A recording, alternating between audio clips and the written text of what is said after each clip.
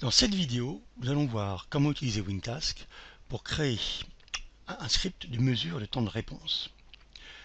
Les mesures vont porter sur le temps de chargement d'une page web, puis le temps de soumission d'un formulaire web. Quand vous démarrez WinTask, vous pouvez voir la première fois l'assistant de nouveau script. Je vais le fermer pour travailler directement avec l'éditeur WinTask. La première étape, c'est enregistrer les différentes actions sur la page web. Donc je clique sur enregistrement, je veux démarrer Internet Explorer, ce serait pareil avec Firefox ou Chrome, et je vais lancer mon site sur lequel je veux faire des mesures.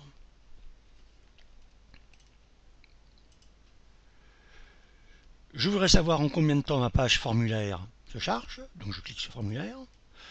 Ensuite, je voudrais savoir en combien de temps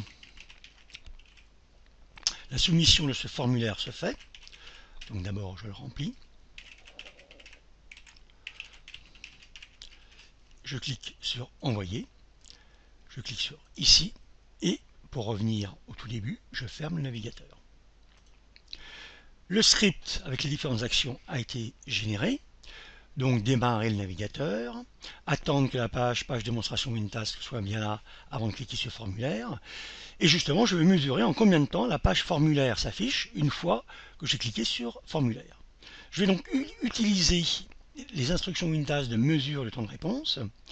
La première permet de réinitialiser un chronomètre, puis de le démarrer, puis d'arrêter le chronomètre, et enfin la mesure est dans cette instruction. Donc, première étape, je réinitialise un premier chronomètre, je le démarre, et je l'arrête une fois que la page formulaire est chargée. Donc ça me donnera dans timer de 1 mon premier chronomètre. Et je recommence donc juste avant de cliquer sur envoyer. Je ne vais pas mesurer en combien de temps je saisis. C'est vraiment entre le bouton envoyer et le moment où le formulaire est vraiment soumis. Donc reset timer de 2. Je démarre le deuxième chronomètre et je l'arrête une fois que la page saisie comptabilisée est chargée. Donc c'est elle qui m'indique que le formulaire a été soumis. Donc stop timer de 1. Je récupère donc dans timer de 1, dans timer de 2, les deux mesures, donc c'est en centièmes de seconde, ce sont des entiers. Alors je peux les écrire dans Excel, donc ce sera avec Write Excel. Je peux les écrire dans un fichier texte, je peux les écrire dans un fichier XML. Là je vais utiliser le fichier rapport qui est natif dans WinTask. Pour écrire une ligne dans le fichier rapport, c'est l'instruction comment. Et donc je vais mettre un petit texte. La page formulaire s'est chargée en... Je concatène le temps de réponse. Il faut donc que je convertisse l'entier en chaîne de caractères. Ça c'est str$ qu'il fait. Et donc de timer de 1. Et je fais pareil pour le deuxième en changeant ma formule. Le formulaire a été soumis en, et là cette fois-ci c'est timer de 2. Cette même technique peut être utilisée non plus pour mesurer les temps de réponse, mais pour mesurer la disponibilité de pages web. À ce moment-là, on utilise le code retour, par exemple de usePage, si on veut tester que la page démonstration WinTask est bien là.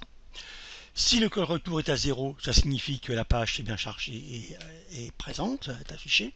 Si le code retour est différent de 0, eh bien on peut à nouveau utiliser comment ou écrire avec Write Excel pour dire non, la page ne s'est pas chargée. Je lance l'exécution. Donc toutes les étapes sont effectuées.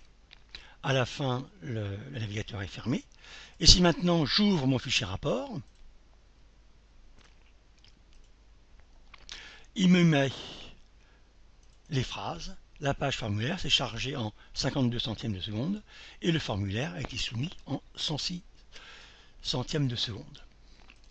Pour avoir le rapport, n'oubliez pas de configurer paramétrer, exécution, donc fichier rapport, et en mettant limité, ça met uniquement les instructions comment. En mettant complet, Cela met l'ensemble des instructions dans le fichier rapport. C'est la fin de cette vidéo.